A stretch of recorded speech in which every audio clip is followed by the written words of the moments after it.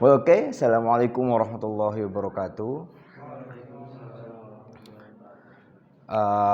For this time for the day, I will be the teacher for today's subject, and I will be explaining the important parts of building a personal computer or a PC or a rig or whatever you call it.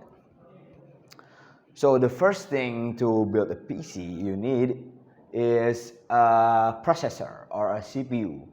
A processor acts as the brain of your PC, so it compiles all the code on your operating system or your apps and other, and also it also acts as the main ruler. It's the leader of in the PC component. And there are two types from today on. Today there are two types of CPU. There is the Intel one. There is the Intel CPU one. They usually have a couple of types. There are the i3 one, the i5, i7, i9, and also the Xeon. The Xeon is usually for server base. So, and based on the number, it also represents the power. So the i3 is the lowest performing one. i5 is the middle range.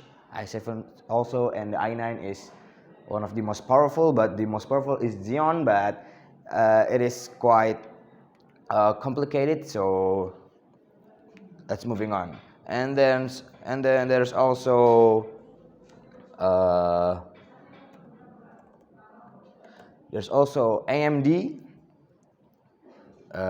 There's also AMD, and right now AMD only has Ryzen lineup because they erase all of the other lineup, other CPU lineup. And same as Intel, Ryzen also has the Ryzen 3, 5, and 7, and 9, and the number represents basically the same as Intel, as 3 as the lowest, middle, and etc. And from the size of this CPU, as you can see here, you may already see that a CPU, a PC is big. So there is no way a thing this small is running all of the power. So we need to have the place to put on the CPU, and that is called motherboard. Here, motherboard is where all the components in the PC placed. Like here we place the CPU, here's the RAM, the graphic cards, and other. So all of the process is what is it called? So all the process is done in the motherboard, and CPU and motherboard is like mother and the children. So like they have a really close relationship. Moving on to the next one is PSU, or power supply. In order to make the motherboard, the CPU, and others to work, you also need an electricity, and you cannot just put in a cable to the motherboard because there is no called gate to the electricity to filter the electricity. So if you just put the motherboard to the electricity only in one cable, the motherboard will explode. So we need a CPU. A PSU. And there are types of PSU. There is the 500 watt ones, 750 ones, and here's the 1000 watt one.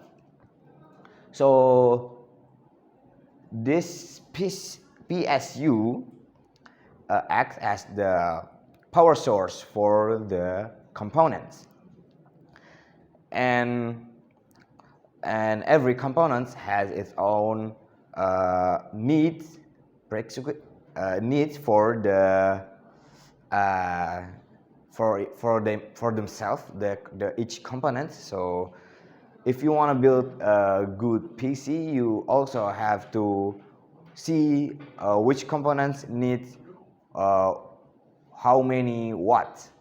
And this one is 1000 watts, so it can maybe a CPU needs maybe 50 watts, and the motherboard needs 200 watts and others. So you have to make it that you need to make sure that the PSU can like fed up the components. And then moving on, here we have here, this is the graphics card. So this acts as the what do you call it, to visualize the thing in the PC. So if you don't have a graphics card, there will be nothing on your screen, because there is nothing to visualize the power or the components to the PC. And this graphics card usually used for rendering or games, and games is actually this rendering. So there is, maybe you want to make 3D stuff, you need to have a graphics card to render it. The more powerful graphics card you have, and the speeder your rendering is. Well, I think that's it for the core components. There's also RAM, but we don't cover it here. Thank you for the attention. Assalamualaikum warahmatullahi wabarakatuh.